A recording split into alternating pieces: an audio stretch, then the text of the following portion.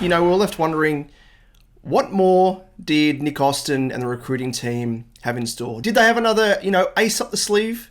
Were they going to pull another massive move? Well, that move has happened.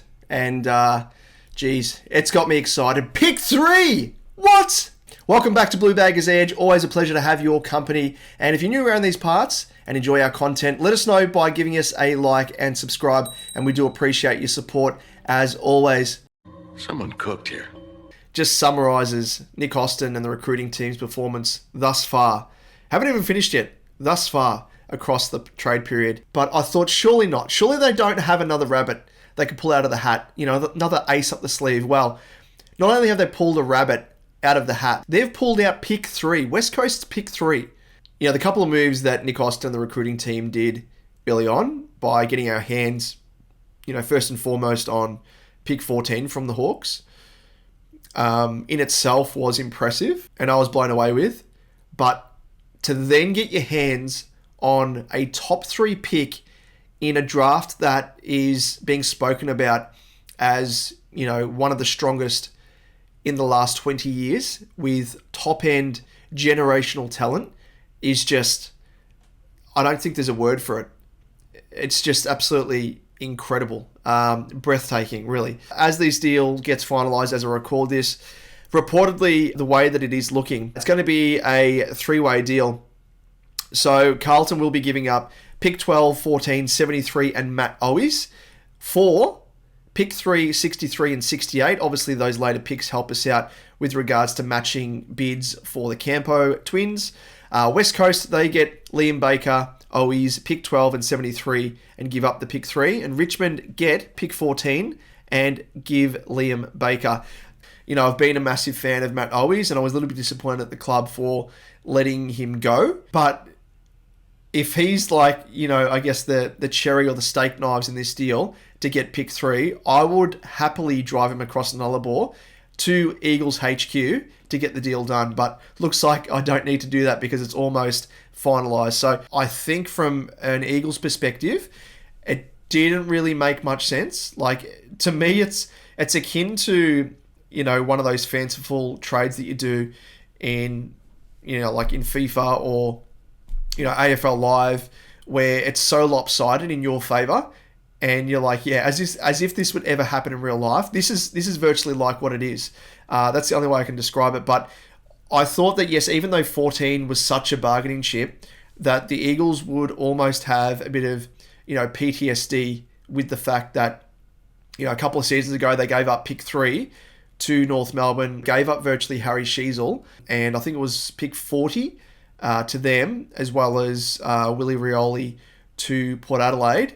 And they ended up getting, picks 8, 12, a 2023 second rounder and a 2023 third rounder. So, yeah, I thought they'd be kicking themselves and thinking right back to that moment. But no doubt that Nick Austin sat down at the trade table and the Eagles recruiters looked him in the eyes, those piercing, steely blue eyes, and they just melted. So, whatever you've done, Nick Austin, you are an absolute maestro, mate, and you deserve a statue outside Icon Park, that's for sure. It's hilarious because this trade is what the Hawks should have done with their pick 14. And the fact that Nick Austin was able to get into their ear early in the trade period and be like, no, give us the pick, because he had this, no doubt, the architect, that he had this in his mind and was like, no, get pick 14, we'll go to West Coast and use it as like the bargaining chip to try and get our hands on their pick 3. I have no doubt about it that they've been planning this from a long, long way out. This to me is like watching a really good movie where in the early parts of the movie, it sets up, the payoff and the big reveal towards the back end of the movie. And it just you're just like, what? Everyone talks about The Sixth Sense, and I'm not going to ruin it for you for those people that haven't watched it, but the old I See Dead People. This is one of the biggest surprises, biggest twists that you'll see if this was a movie. Draft day, like they could be making a movie about this. Like, just an incredible performance by Nick Austin and co.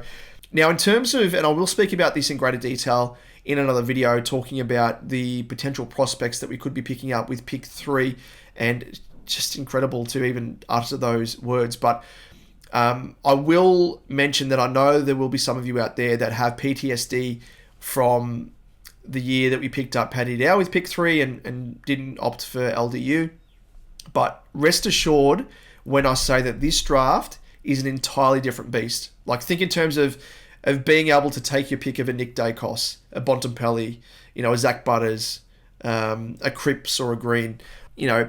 Kevin Sheehan, who's obviously one of the big draft gurus, he's likened this draft to the 2001 Super Draft, obviously with Hodge, Ball, and Judd.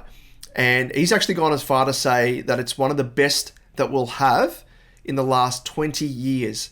So it's fair to say that we have some generational talent at the top end. So with having a pick 3, it's like shooting fish in a barrel.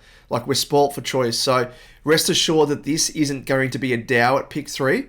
This is virtually like being able to pick a Judd at pick 3 type scenario. So a lot of these guys as well have been spoken about. There's at least 5 guys, maybe 6, that have been spoken about as potential number 1 picks at some point in time. Such is the evenness of the top end talent. I will mention a couple of names though that have stuck out to me. And for those people that haven't really been following the draft at all, get on it. Now's the time to do it. Check out highlights of these guys and a few others around the pick that we're going to have that have been spoken about. So Finn O'Sullivan is definitely one.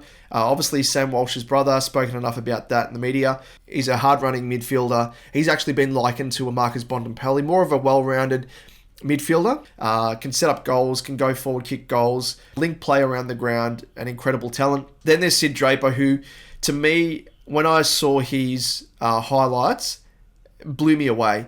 There's passages of play there where he's got like an explosive burst of speed, and it's like, whoa, that's definitely what we need and what our engine room needs at senior level. So would absolutely love him. And he is hunt and hunger for the footy. Like, there are passages of play there in his highlights package where he is second to the footy, yet is able to rip the ball away from his opponent, spin out of traffic, and then hit up a teammate on the tit with a lace-out pass. Like, just an incredible, incredible talent. And I should mention as well, Sid Draper, very, very similar to...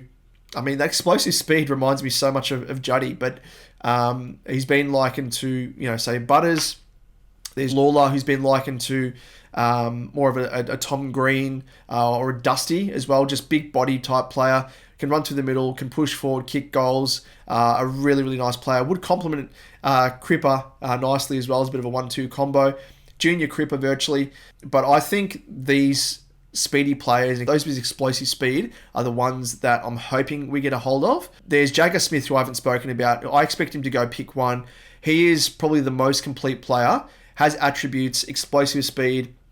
The way that he runs, and you'll see the highlights and judge it for yourself, but the way he runs with the footy, his style, the way that he's able to get multiple passages of link-up play in the one passage of possession, so much like Nick Dacos. Just vision, he's got intuition, he's handballing out to space.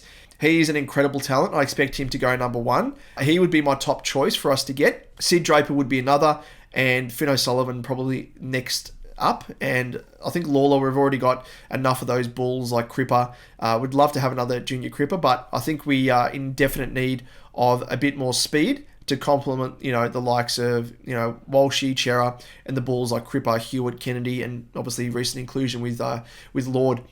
So, to be able to be in the position that we are now is almost laughable, really. That's the only way to say it. Whoever we get, I don't really care, because they're going to be an absolute superstar. I'm sitting here and I can't believe that they've been able to do it.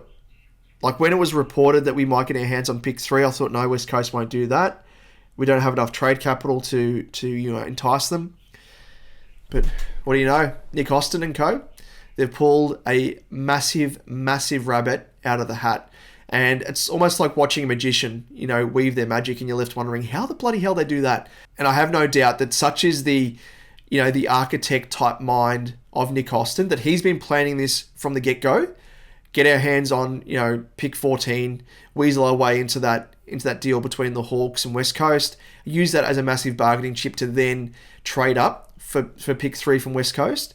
Like that from the outset is just next level planning. And the phrase that other teams are playing checkers whilst we're playing chess. This is the epitome of it. When you've been planning for something so far out, and for things to fall in your favour, getting the ear of other recruiters, and wheeling and dealing whilst others have been sitting on their hands, is what really has made the play and allowed things to come to fruition. But like I said, I'm speechless. This is the highest pick that we've had since 2018 when we drafted Walshy with pick 1. And I have no doubt the player that we're going to get our hands on is going to be a 250, 300 plus game superstar, and really set us up for the future. Like when we talk about teams being able to contend at the top end and top up their team as they go, this is next level. Really, it is. This, I will say this, I reckon this is one of the most monumental moves that we've made in a trade period in the club's history. To not even be, in the realms of being able to get our hands on a top pick in any other draft, of I guess, standard strength, that's probably absurd in itself. But to do so in such a strong draft as this is absolutely absurd. Like, it's just absolutely incredible. But let us know your thoughts. If you've had time to process this, your initial thoughts. Obviously it means that the Dan Houston trade is done and dusted, finally. I'm relieved with that.